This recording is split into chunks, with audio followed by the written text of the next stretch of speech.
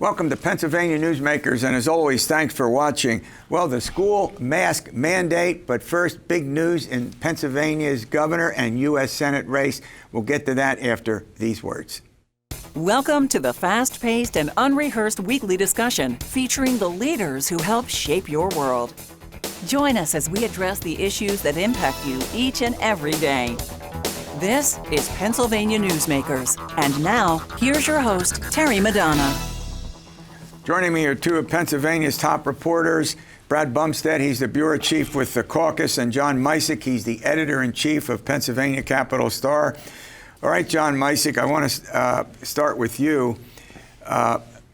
Senator Jake Corman was supposed to have some big news, correct? Yes. Last Thursday, Jake Corman, the Senate President pro tempore, was supposed to announce, we thought, his run for the Republican nomination for governor. The senator contracted a case of COVID-19, was quarantining last week, and had to pull the plug on the event. Yeah, and he was vaccinated. And he was vaccinated, so it was a breakthrough case, I guess. Yeah. As we tape this show, it's mild. That's what you folks write about this. Based on our reporting last week, he had mild symptoms and was recuperating at home. I'll tell you, Brad, both you and John have covered a lot of elections. I don't remember a time, even in an open seat, where we had trouble almost counting the number of people who are running. We'll stick with the governor's race. I counted 11, 12, depending on. It's about a dozen, but it's amazing. It's a daily count and check because somebody could be off, somebody could be on. But you have over 10 clearly, maybe as many as 12. And part of Corman's pitch when he does announce, I understand, is going to be that he's the candidate who can best defeat Democrat Josh Shapiro, the Attorney General, out of that crowd. Sure. Because for the most part out of that crowd, there are a lot of non-politicians out of there. There are a couple senators and former U.S. Attorney McSwain. But will people, go for that? Will they accept him as the challenger to Shapiro? Well, I'll tell you something.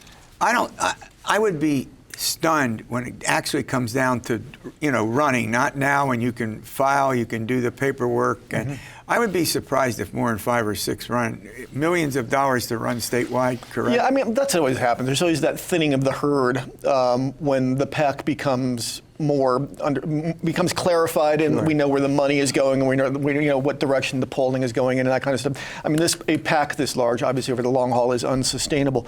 And I think the question becomes for Corman is this pillar of the Senate, this guy who's been in public life for 20-something years, is he going to be the candidate? Will former President Donald Trump, with whom he has clashed in the past, get behind him? We know in the contemporary Republican Party, the imprimatur of Donald Trump means a lot. Sean Parnell in the U.S. Senate race has that. I don't think Trump is piped up in the governor's race yet, but that's a big question. The bigger question, I think, for Corman, how he goes about this is he going to resign as president pro tem of the Senate? There are a lot of senators who are saying, look, you can't do both. You can't use the top office to run for governor. But legally he can do it, correct? He can do it. He can file for both. Right. Well, he can file for a Senate seat, but, I mean, is he going to be pro tem up through the primary? Oh, I get it. And believe me, he would want that because that enormously helps his fundraising. Right. If you call somebody up and say, this is Jake Corman, the pro tem, can you give me $5,000? They're more likely to. Right, we're going to move on. I'm going to stay with you with the U.S. Senate in Pennsylvania. I will tell you, we were stunned this week when stories appeared about Dr. Oz. Yes, I'm talking about that doctor who's all over the place, has his own TV show, might run for the U.S. Senate. Is that right? That's right. So where does that all, I mean, some are saying you're not really a Pennsylvania resident. He's lived all over, but he has maintained a residence in Montgomery County, apparently. Yeah. It is just amazing, and I think it will make everybody else in the race look good. That's one way to put it. Because he is a salesman, but he's a huckster, and a celebrity, right? Yeah. Now, all these other people who are running, most political candidates are salesmen, so he may have something in common.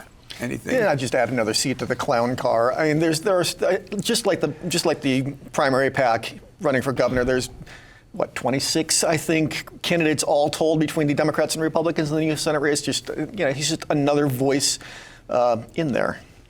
All right. Yeah, we're going to have to see how that plays out. And there's no guarantee that he's actually going to run. I mean, that's the other aspect of this. There's no certainty to it. And he may have his residency challenged. Who knows how that's all going to play out. All right, we're going to run to a break. When we come back, concealed carry, what's all about that? My guests are going to weigh in on that after these words.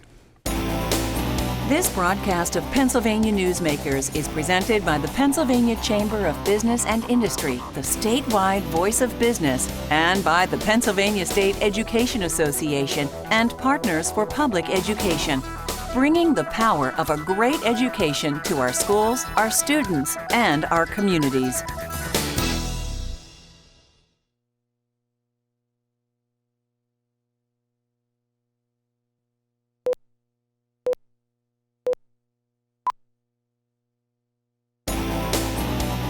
This broadcast of Pennsylvania Newsmakers is brought to you by the Pennsylvania Highway Information Association, the go-to source to learn about transportation projects and issues.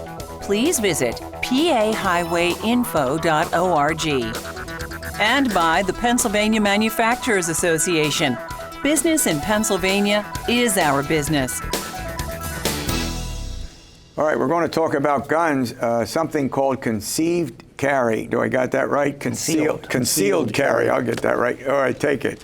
Well, the odd thing in Pennsylvania right now as far as gun laws is that you can carry a gun in the open and walk around. I mean, I had my mother out for lunch one time and I saw a guy sitting at the next table. He had a holster of the guns there. I said, oh, I forgot this is an open carry state. But to conceal a weapon, you need a permit from the county sheriff's office usually, right? And a bill by Senator Chris Dush is trying to eliminate the requirements on concealed carry. So you'd be able to carry it concealed or in the open. What's the rationale for that? Is it because if you see it, you see it, but if it's concealed, you don't know that it's there? Yeah, I mean that's basically it. If you are a state trooper, for instance, and you pull somebody over on the side of the turnpike and they, hey, can I have your license and registration?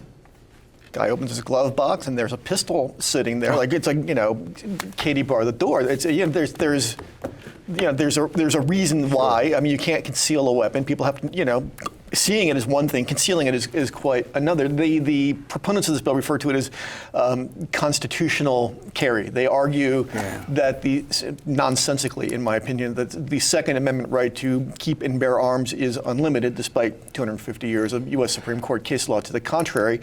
There was really heated debate on the floor of the state Senate last week, particularly from Senator Tony Williams of Philadelphia, who really laced into Senator Dush. At one point, this is part of, Terry, a broader package of bills that are moving through the legislature right now. The other one is another stab at this, at allowing people without who would not ordinarily have legal standing to sue municipalities over their gun ordinances and forcing municipalities to pick up the bill should that person be successful. Go ahead, Brad. I'm not saying it's a great idea, but at least it is consistent and logical to say if you can carry a weapon in the open, you ought to be able to carry it in your pocket without getting some kind of special permit. Law enforcement people say that this is the registration, though, for conceal is another avenue where they might be able to weed out some people who are real nut jobs, because you have to, I think, say you haven't had psychological treatment, you're not on certain drugs. Yeah. So that's part of the rationale, too. Well, where does this all go? I don't think is it going to a veto? Yeah, I think it will. Wolf will veto it, but does it even get through the legislature? And the House will pass it. Yes, you have a similar bill in the House by Representative Aaron Bernstein, and it'll probably pass, but Wolf will veto it in a heartbeat. And there's no way they override the veto. That's just not likely to happen, right? No. The governor's not had a veto over it in his entire tenure. It's very tough to do that. Oh, yeah, but given how close, the Senate and the House are, there's no way. And Pennsylvania historically has been, I don't mean this meanly, I'm not, or supportive, just factually, a fairly pro-gun state. Yeah, I mean, you have rural Hunters, Democrats in Southwest who hunt. The state has a very deeply embedded hunting culture. And, you know, if you talk to people, this is not about taking away the rights of law-abiding gun owners. As Brad said a moment ago, it's about weeding out people who ought not to have access to weapons. Presumably. Presumably. Yeah. I'm not sure how solid that process is, but that's the premise, that you could do that. Yeah. I mean, I mean, you have bloodletting on the streets of Pittsburgh, on the streets of Philadelphia. The lawmakers from those cities are justifiably concerned that this is going to add to the toll. Yeah.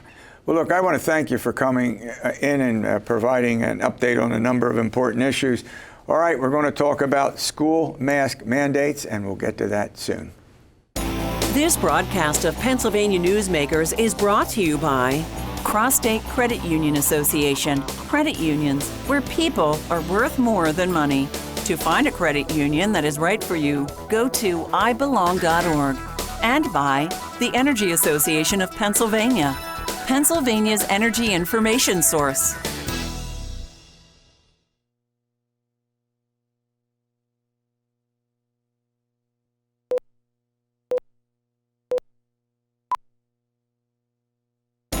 This broadcast of Pennsylvania Newsmakers is brought to you by the Association of Pennsylvania State College and University Faculties, representing the faculty and coaches who are devoted to providing quality public higher education for Pennsylvania's college students. Welcome back. Well, we're going to deal with the school mask mandate and American Education Week. Joining me to talk about that is Dee Scales. She's a paraprofessional at Woodland School District. And Aaron Chapin, he's a vice president of PSEA, and he also has something to do with a middle school. Do I got that right? That's right. Nice to see you, Terry. I'm a fifth grade teacher at Strasburg Middle School.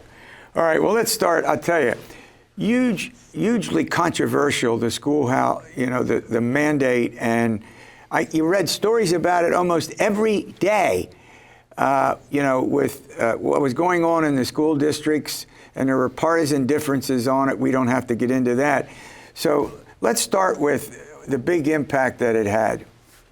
Well, thank you. For us, it's all been about safety since this pandemic began. It's been about taking care of our staff and our students and our community. And, the masks have been part of a bigger overall process of following the science. And it's been that way when it comes to masks as well as to vaccines, for our staff as well as for our students. And it's just about following the science, following those safety guidelines that are provided by the CDC and the Department of Health.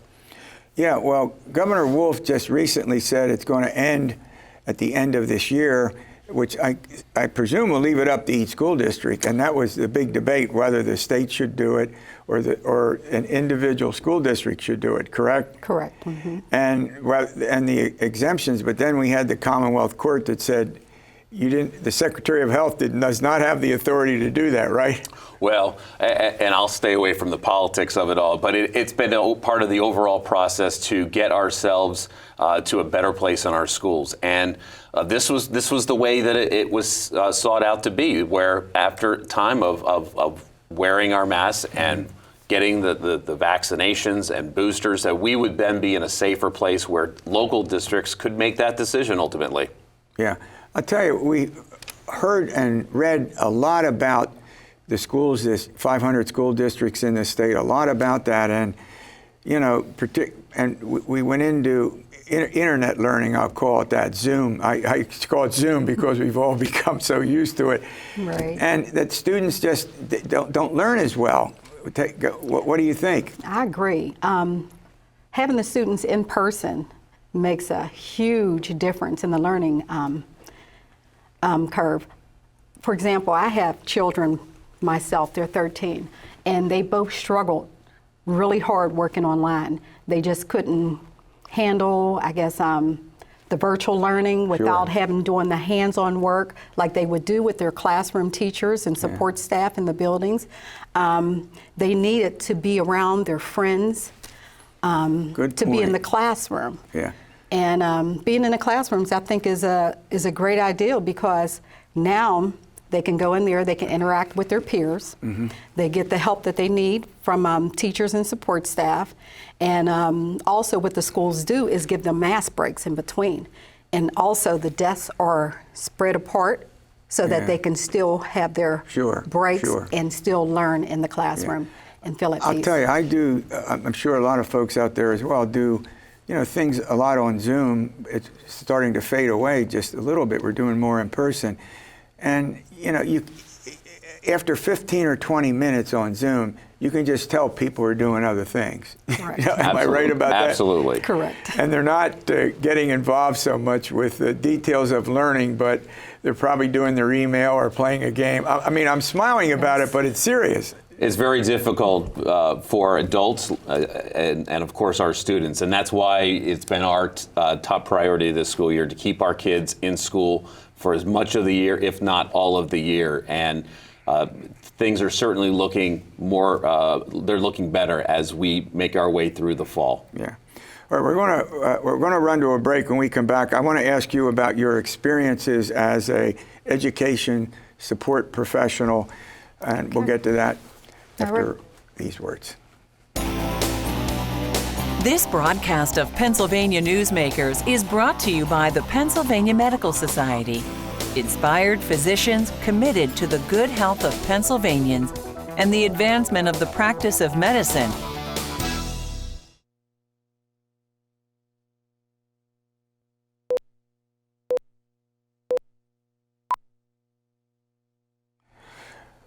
Well, Dee, I'll tell you, you're a education support professional and you're of the year. I want to point that out. And I sort of view this like a physician assistant to a doctor.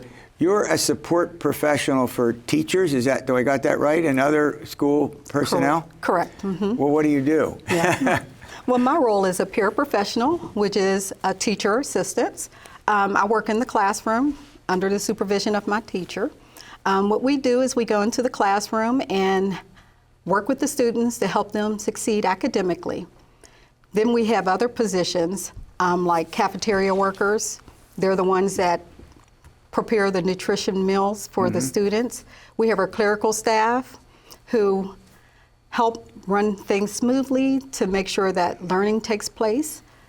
We have our custodians and maintenance workers. They're the ones that clean our buildings and make sure that our buildings are safe. And we can't forget our bus drivers and monitors, because they're the ones that normally see the students the first time in the morning and the last ones to see them at the end of the day. But I'm hearing this for the first time, and I spent a lot of my time in higher education anyway, where you can have teaching assistants.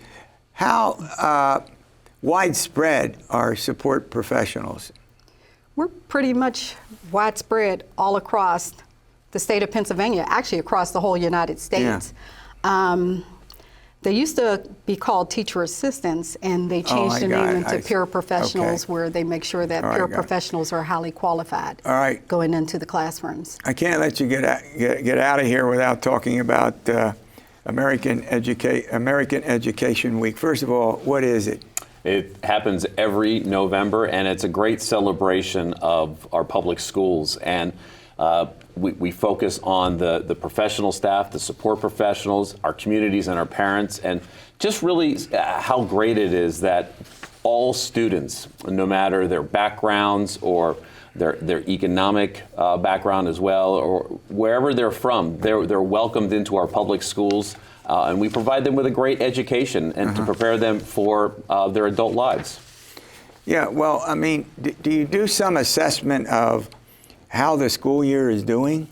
Oh, of course. As not necessarily during this American Education Week, but throughout the school year, we're constantly monitoring how our students are doing and how successful we're being. And of course, right now, there are some learning gaps that we need to fill up based on the pandemic. But it's just a great time to celebrate everything that public school means to our Pennsylvania students. Yeah. Either of you can, or both of you can answer this. I'll tell you, one of the big debates is funding. I mean, every other week there's a story about funding. We have them in higher education with the public universities, but we also have it with the school districts, and the fact that it's very challenging to do what both of you do, and often, the funding gap, if I could put it that way, really emphasizes the fact that schools now are more expensive, not just for salaries, but for a whole collection of things that you didn't used to do. Absolutely. And thankfully, it really has been a bipartisan effort over the last 7 years to really increase the amount of money that our public schools are receiving. But it's absolutely true. We need more funding to provide more services for our students academically, as well as to provide them to help take care of any mental challenges that they've had based on the pandemic. And the great thing is also that the American Recovery Fund provided billions of dollars to Pennsylvania for the next few years to help to plug some of those holes that might exist.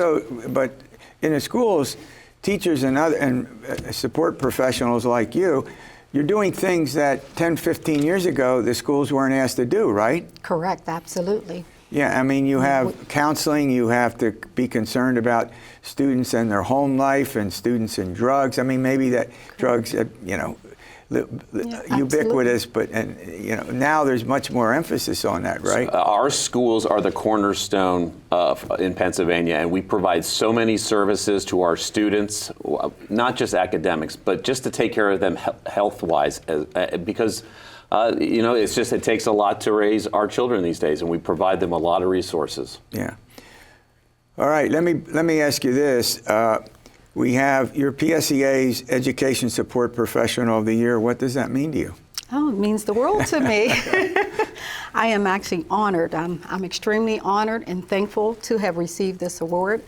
It means a lot because, support staff, we do a lot of work. I mean, a lot of work, not only inside our schools, but we work within our communities too, as well. Yeah. A lot of support professionals that work in the school districts live in the communities, so they have a good rapport not only with the student, but with the student's family too. Yeah. So it's nice that, PSEA is honoring or acknowledging our support professionals.